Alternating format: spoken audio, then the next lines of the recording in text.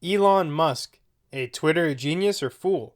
I'm Marco Perry. Welcome to the Perry Platform.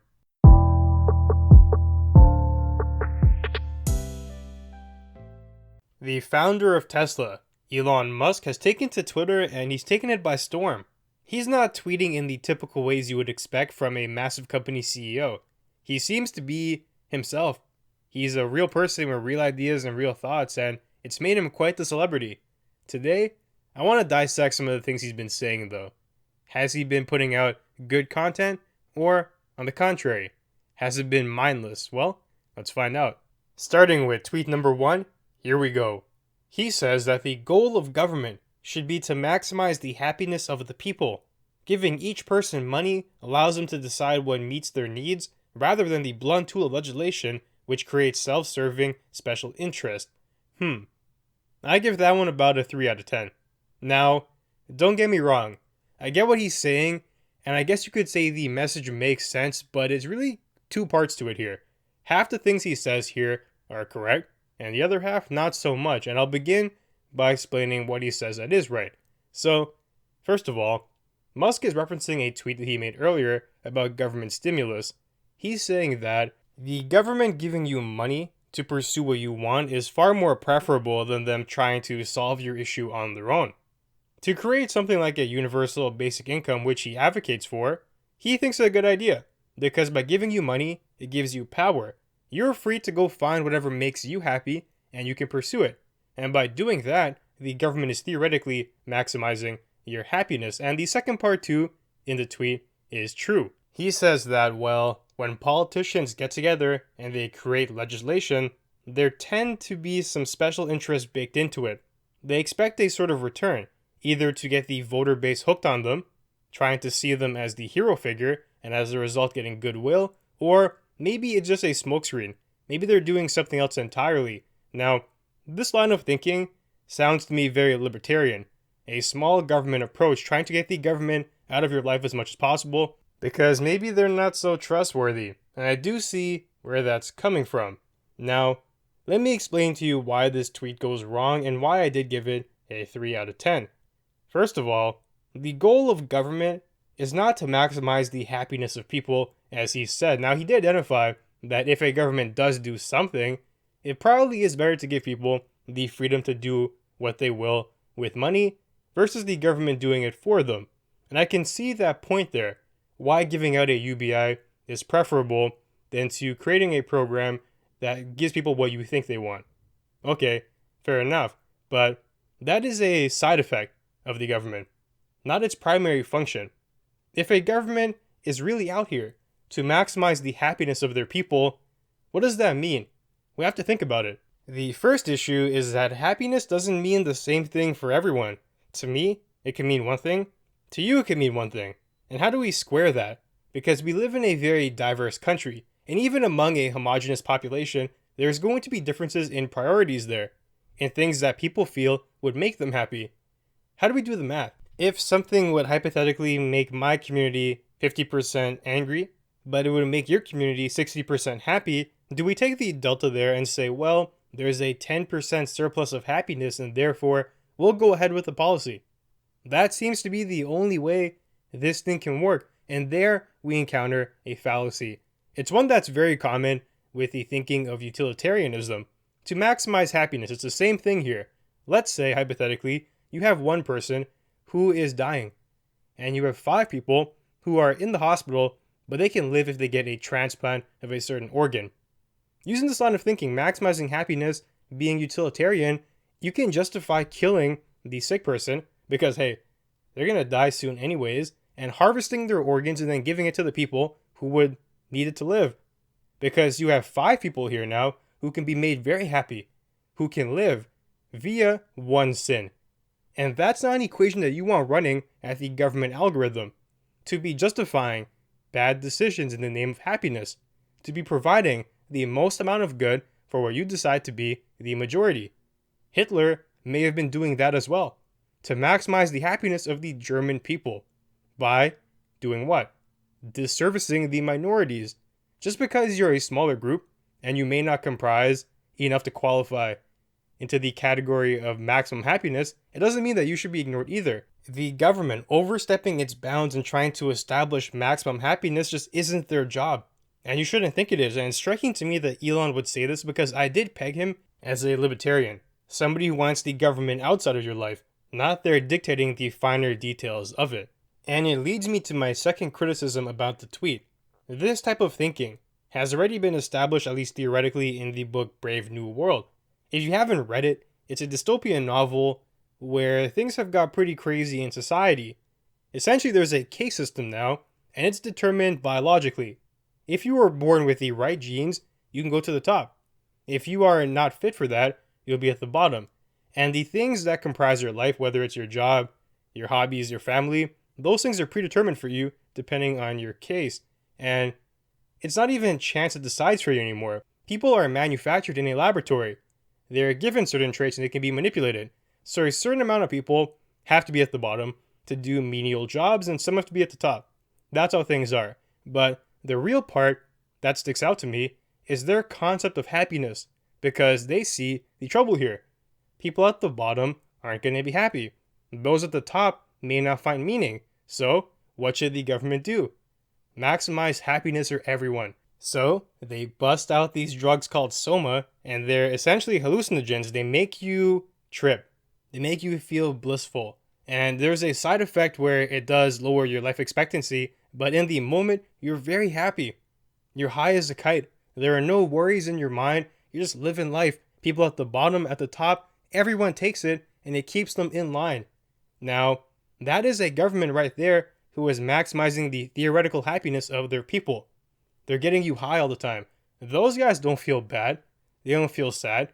Everything is positive emotion because in their free time, everyone is drugged up, feeling great. Feeling the fullest extent of rapture. That's not what we want, because once again, the government has overstepped their bounds. It's not their job to bring you happiness. And if you open that gate, trouble can come of it. This now begs the question then, what is the government's real goal? And I think it's really simple. The goal of government is to safeguard our rights and liberties so we can live a free life to the best of our abilities, and that's it. They make sure that our rights aren't infringed upon by them or by other people. They establish the law. They uphold justice. They enable us to live freely. And from that, we can find happiness for ourselves. We're not limited. We're not put into a box that the government has constructed for us. We're free to do what we want to do. And that includes things that I believe should be free, like healthcare. Because if that's not free, if that's not given to you, it's an impediment to the way you think. You're not really able to do what you want to do because these concerns are at the back of your mind. You can't go see the doctor if you feel worried because you can go bankrupt. Something like that, just the thought of losing all your money because you're sick, places an undue hardship on the bottom tier of our society. And even those in the middle, and maybe those at the top, who aren't in the 1% per se, will feel the brunt of that. And that's not fair. So, the government has to figure out how to best enable us to live our lives individually. None of this maximizing happiness nonsense, and there is my real issue with that tweet. Now with that, let's move on to contestant number 2. The second tweet from Mr. Musk. He says that Twitter sucks and that's it, 2 words. For me, that gets a 10 out of 10. It's the truth. Twitter is a cesspool of toxicity. That's really as simple as you can put it. That's an accurate summary of the platform, and it's driving us crazy. It's easier to be cruel on Twitter than in real life, and that's one of the issues, because we don't see the consequences of our actions. Some of the things people say online, they would never say in real life, and why is that? Well, first of all, there is the risk of serious retaliation. If you anger someone in the streets, they can attack you, they can out-cuss you, they can make you feel bad, they can call the police on you. You're very vulnerable. And on the flip side, you can make them cry. You can actually inflict so much harm that you see the pain you've caused and that makes you feel bad. You don't want to have that. On Twitter, though, you don't get to see the consequences of your action, and it makes you think that you're getting off scot-free. It makes you think there's no strings attached, and that's not true. Because the person may very well cry on their side of the screen, but you don't see it. And it enables you to act in these insanely cruel ways online. So in my opinion, that's the first reason why Twitter sucks. There's a big disconnect between the human emotions that keep our conversations civil. And the second thing is that echo chambers just trap people. and they don't escape them on Twitter or social media in general because you follow the people who you want to see. You will attack the people that your thought tribe wants to attack, and you always have backup. You always have the in-group supporting you, even if what you say is nonsensical, because they can't afford for their ideology to be infringed upon, and they're going to ride out for that, no matter what. That's what we see on Twitter. And you constantly get the same influx of news every day, and the same reactions to it. It's no wonder that people are being programmed to think in certain silos. They can't see nuance anymore because they've never experienced it. It's an old saying, but it's true. There are two sides to every story, but nowadays people will have their side and regard it as holy, and they'll see the other side and regard it as evil. When you have this dichotomy of good versus bad, versus just confused versus confused, it's going to be a problem. Because the truth is, you probably don't know the issue as well as you should. And the other side may have some points too. Or maybe they're just disillusioned. Maybe they're not making any sense, but you can do things to make it better. Instead, we resort to the first point, which is toxicity. It's a formula for disaster. And that leads me to my next point here. One of the biggest issues with the world right now is in fact social media. It's like we're in a constant state of battle, at least online. It's a never-ending war. Ironically, these tools were meant at their inception to connect us, to build a better community, but what they've been used for as of late, maybe unwittingly, is to destroy our countries from within, to divide us so starkly, to polarize people to the point where they don't see a difference in opinion as just that. They see it as a threat to their own existence, and that's a problem. These aren't things that we can sustain indefinitely. They will get to a boiling point where things erupt, and we do see civil disobedience and violence breaking out in these streets. Perhaps we have gotten a taste of that already. And it leads me to my next issue with Twitter. There really is no downvote mechanism here, so people can like your tweet, they can retweet it, and that's a problem, because no matter what you post online, there is going to be people who agree with you. You can say the most asinine thing in the world, and some people out there will think it's true. They will support you, they will retweet you, and they will like it. And that's a one-way feedback mechanism. There isn't the opposite, like on Reddit, where they downvote. So you can say something completely outlandish and people, maybe 100 of them, like it because you used the right hashtag and you found the community. Now, what do you think? You think you're amazing because you said something that captivated 100 people. But in reality, maybe 1,000 saw the tweet and 900 thought you were silly, but they didn't want to bother writing a comment because it would lead to a fight, so they left it alone. So in reality, your tweet only made sense to 10% of the viewership. But to you, you don't know that. You see the 100 likes and you think it was amazing. And you can extrapolate that out to the big accounts too. I see people posting just crazy content that gets 30k likes and they think it's justified. Well, maybe the 30k was just confused. As confused as you. But you think it's true, you think it's gospel, because it's a big number. And that's a problem. People have to be free to bring up and bring down content. We don't have that though. This creates a detachment from reality where anyone can feel justified in saying anything, even if it's not something that makes sense or it's generally accepted. And I do see why Twitter may have done that, because of bullying or people just trolling you. Maybe bots are coming in and downvoting all the content of a particular material, and that would be bad. So there's losses either way. But I do think the current formula is not set up correctly. It's incentivizing thought tribes. It's incentivizing you to get polarized, to find your community and to stick in it, to make sure you get all the positive feedback in the world. It's a disaster. And I mentioned it before, the issue of bots, that's another problem with social media. You can't even tell what's real or not. You have no idea if the person commenting on your tweet is a bot meant to trigger you or just a real person who's confused. Now, perhaps we have agents from other countries who are actively trying to stir the pot, to get you to be provoked, making you polarized, making you angry, making you more likely to lash out. Because from a foreign government standpoint, that's one great way to destabilize a country from within. And you don't even have to administer your own propaganda. You don't even have to send in a spy or troops. You can do it virtually, just from tweeting. That's one way to tear apart a country, just create turmoil, make them hate each other, If I was a Russian governor, that's what I would do. I would turn up the temperature so high that the country kills itself, and then you go in after that. The path forward is one of charity, where we accept differences in opinion and we use it to learn. We use it to better ourselves, and we don't use it to create a toxic playing field, where people feel victimized for thinking differently. That's not how we progress as a society. Oddly enough, though, that is the dominant ideology on social media. To attack and attack and to attack, and then to shame, to destroy. This has to change. This is the bottom line. Elon, I do agree with you. Twitter sucks. And now let's move on to his third tweet. This one is very interesting from a philosophical standpoint. And I do want to talk about it. So he says that you don't have a soul. You are a soul. I think that's a 9 out of 10. And oddly enough, it does read as a Jaden Smith woke tweet, but it's actually true. Now, the first question is, what exactly is a soul? If it's the thing that animates your body, gives you an impetus, then yes, you really are a soul. You don't simply have it, as if it's a possession, or something to own. It is you. The body does nothing without the soul, and that's clear once someone passes away. You have the body here, it's intact, but there isn't something there animating it anymore. And that could be known to be the soul. If you had a soul, and now you don't have one, it posits that you still exist without it. There's still a you without the soul, and that's not true. Because the body, the flesh, is not really you anymore. It was you, but the thing that made you alive has escaped it. And you don't have to be religious to agree with this either. I think it's a non-religious point. It's just an observation. It points towards something beyond your physical entity being the core you.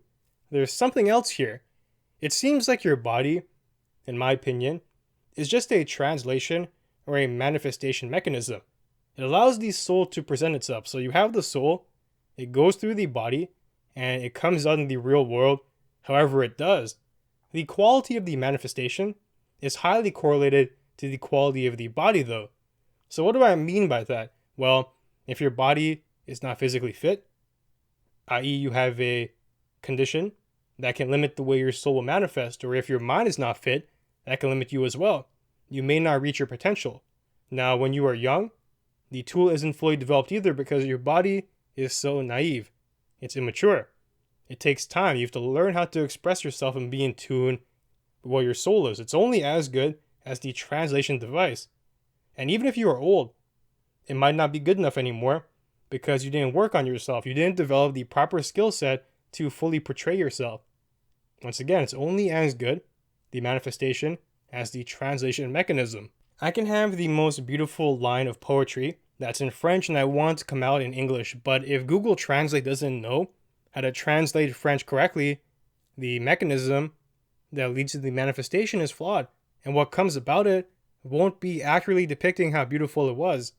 That's what I'm trying to get at here. Then you have other things that can impede the translation device as well, like mental decay and whatnot, not staying sharp. So there are things here that can act as a bottleneck that limit you. And you is synonymous with the soul. Your soul is constantly trying to find ways to reveal itself, but there are barriers there.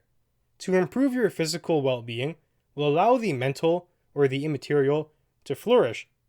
To improve your mental well-being will allow it to flourish more fully. And here's the interesting thing. You can probably push my theory a little bit further to its logical conclusion and come to an interesting finding. If our bodies are the unique translators of the soul, perhaps these souls don't have to be different. Maybe they are all the same. Simply having the translation device have DNA, that's unique, and environmental conditions which are also unique, that is enough to produce the plethora of difference that we see in the world. Everyone is different and we are able to maintain our individuality, but going back to the Google Translate example, the French poem or whatever language poem you want could be the same poem, but we have a variety of translators, all with a different rule. Maybe one of them does this mistake, that one does this one. Maybe one of them gets it correct and the others don't. Maybe one of them adds an extra accent to a letter in the poem. Maybe one replaces a word. At the end of the day, all of the translators are going to give you something different because they all operate on a unique algorithm. None of them are the same, and therefore none of the results will be. maybe that's how the soul works as well. The soul can be cut from the same thread. Maybe all human souls are the same, fundamentally. But when it goes through the processor, it comes out in all types of ways, and that's why we see different people doing different things, all with different interests and whatnot, because of the body. And that's part of you too, don't get me wrong. It's the soul and the body. But the soul really is what makes you you. Perhaps we have more in common with people than we think. And this is only a theory. Philosophically, it's my speculation. But I did find this tweet to be very interesting. And now let's move on to the next one. Elon says, will those who write the algorithms ever realize their negativity bias? That gets a 9 out of 10 for me. So first of all, negativity bias is our proclivity to regard negative events as more significant, even if good ones are present and of equal magnitude. The bad takes up more of our mind space, and this has been proven through various experiments. There was one with money. So if you're walking down the street and you find $100, you will probably take it and be somewhat happy. You know, it's cool. It's a nice bonus. It makes your day a little bit brighter, but it doesn't take up too much of your mind space. You're not consumed by it. You don't actively get fixated on the $100 gain, and you can't think about anything else. You move on with your life. But if you're walking down the street and you lose $100, you look in your wallet and it's gone, you freak out. You go crazy. You're like, where's my money? It takes up a lot of your mind space. You think about it endlessly. You can probably go home that night and still be thinking about it, feeling terrible about the loss. And that proves something about the human psyche. First of all, we are loss averse, and two, negative things are more impactful to us, even if it's the same magnitude as a good event happening. They're both $100, but losing it versus gaining it is more crushing to you. Now, why is that? Personally, I think it comes down to one thing. We have a vision of the future, and an ideology. We think that things get better with time. As we grow older, we make more money, we get a family, we improve, we learn, we get better. We don't get worse. So finding $100 kind of makes sense with that. It's an increase, it's a bonus, it's getting better. Losing $100 though, it shatters our ideology. It goes against what we believe, our internalized belief structure. To lose in the future, to go backwards, that doesn't make sense, and it goes against our plan. And that's why it's so impactful. Now, what Elon is doing here is he's calling out the media, which includes social media, for setting up the game in a way where we are overdosing on misery. It's so potent of a drug to us, but still we're getting an ample amount of it for seemingly a made reason. There's a reason why it's happening, and it's due to the algorithms. If you based your worldview around popular media narratives, you would think you lived in a hellscape. Everything is terrible, everything is bad. The reality is very different though. We literally live in the best times in all of human history, period. That's a fact. In terms of progress, wealth, fairness, anything good. Things are better than they have ever been. Of course, it means that there's still a ways to go. We still have to improve on some things. I didn't say we were at the pinnacle, but people are acting so silly given this basic truth here. They lack any historical context and are clueless about just how bad things could be. And the media is playing a role in that. 99.99% of all humans from the past world, the past generations, would think that they are living in heaven if they were born today. If you took them from the past and plopped them into given the COVID-19 pandemic, it changed the equation slightly. Plot them in before it happened or after it's done. They will think they're in heaven. Really. The things that we take for granted, even having a functional toilet. These are amazing progresses that the vast majority of humans that ever existed never experienced. This stark ingratitude, which is common among young people, is appalling. The tragic thing is that we won't know what we had until it's gone. With the way some groups are acting these days, it seems like they're actively trying to bring that about. They're trying to bring about the destruction of everything that we have worked towards. We could seriously enter an era of great turmoil. It is far too easy to tear things down. To build things up, that is when true character is required, and we are not seeing that. People and the popular media have an agenda. They have a trend. They have a narrative that they are pushing out, and it's a problem. And we're only going to see the cracks in the walls when it's too late to fix it. Actually, the cracks in the walls are obvious now, but when it actually breaks, That's when people will realize, oh, there was a problem. But it'll be too late because the environment now is shattered. And the elements will come destroy us, whether that'll be a foreign nation or a catastrophe or a civil unrest. Things are going to happen that won't be so pretty. And then we'll realize, hey, the world of 2019, 2020, it wasn't so bad. Minus the pandemic, of course. That's just like an oddity, a once in a century type thing that's causing an issue right now. Now, back to my point. The negativity bias that we see in the media is powering these sentiments. It's making people go crazy. Every piece of biased, agenda-based news fuels the rage. We never hear anything good. Think about it. If you had to guess, what is the ratio between good and bad news? Maybe it's 1 to 10. One good article for every 10 bad ones. In reality, good things happen every day, but the algorithm creators, the media masterminds, know that it isn't what's going to get clicks. It doesn't trigger you. It doesn't get you going. We have a negativity bias and they're playing off of that. Here's one example of some good news that isn't a part of the algorithm. We are seriously making progress on our goal to eradicate global poverty. In 1990, 36% of the world was impoverished. You can go back 1980, 1970, 1960. The number was higher. In 2015, it is 10%. And that number continues to drop still. That's crazy. Poverty is on the downward turn around the world. You can actually argue that obesity is becoming a bigger issue, having too much to eat in many places of the world. A couple of centuries ago, that would just be a pipe dream to have too much food. Now, of course, there are still places that are suffering, but things are getting better every year. Why is that not commonly shared? The negativity bias definitely doesn't help. That is something to be aware of as you're scrolling through your social media feed.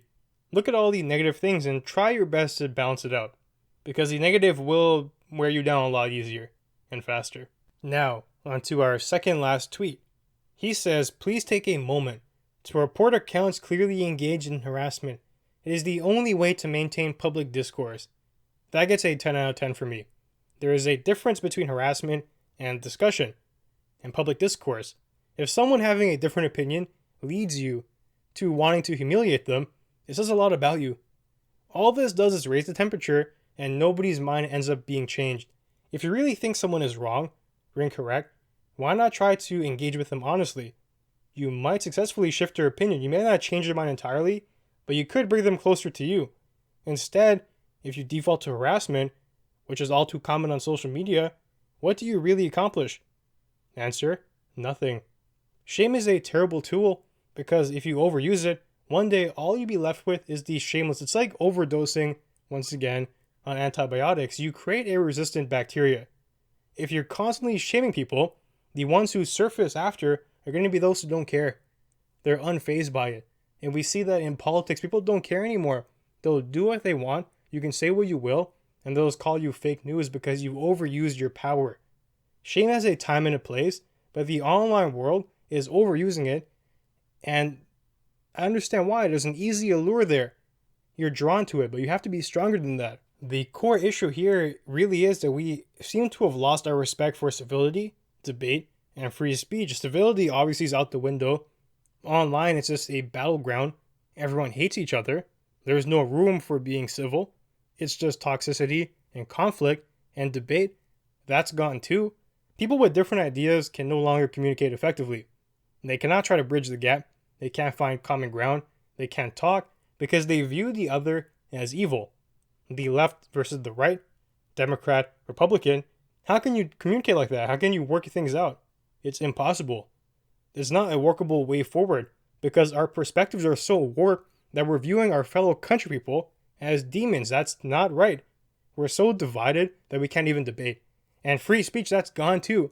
We can have a difference in opinion, but people don't even want you to have that anymore. They don't want you to say anything. They want you to be silenced. They want you to be deplatformed. They want you canceled. If we want to move forward together, we have to regain our respect for these three things: civility, debate, and free speech. And even here, what Elon's saying, you have to use caution. If you see somebody harassing someone, that is not an excuse for you to then go forward and harass the harasser. Try to get through to them logically, and if that fails, then do what he says and use the report function. You should be willing to do this also, even if you disagree with the person who's being victimized. It's akin to my perspective on free speech, even if I disagree with you. In principle, the starkest difference in opinion. You think that communism is amazing. I don't. I will still uphold your right to say whatever it is that you like. Of course, as tempered by the current law, it's not legal for you to be making threats and inciting violence, but within the confines of what's acceptable, then feel free. In the realm of logic, we handle things differently. We debate. I will uphold your right to do that. We can deal with the disagreements after. Not in one of these petty games of shame and contempt and harassment. It's not leading us anywhere, and we're going backwards with that. And now finally, we come to our last tweet. Once again, this is more of a philosophical one, and I do think it's very interesting. He says that we must pass the great filter. I give that an 8 out of 10. I don't think the tweet was amazing, but the great filter theory is very intriguing. So I thought I would share it. So what is this great filter that he's talking about? In a nutshell, it tries to explain the theory of intellectual life forms around the cosmos, in the universe. It assumes that we aren't the only smart species out there. There have been ones before us in other galaxies and other planets who have been intellectual. And it begs the question, so why haven't any of them seemingly been able to figure out space travel? Why have none of them made contact with us? If we do assume that there are other species out there in the world, and the universe has been around for a very long time, and there is infinite possibility out there, it makes sense that at least one of them would have been able to figure it out. But the great filter could be the barrier that stopped them. This theory puts forward that there is something, maybe a level of technology, that once you reach it, any species gets destroyed. They can't handle it, it overwhelms them, and they self-destruct. And maybe humans haven't reached that filter yet. Maybe we're going towards it. If you view science as a spectrum, you start with fire and you end with space travel, there is a level maybe at the midpoint. And once you get to it, it's just too powerful. People can't deal with it.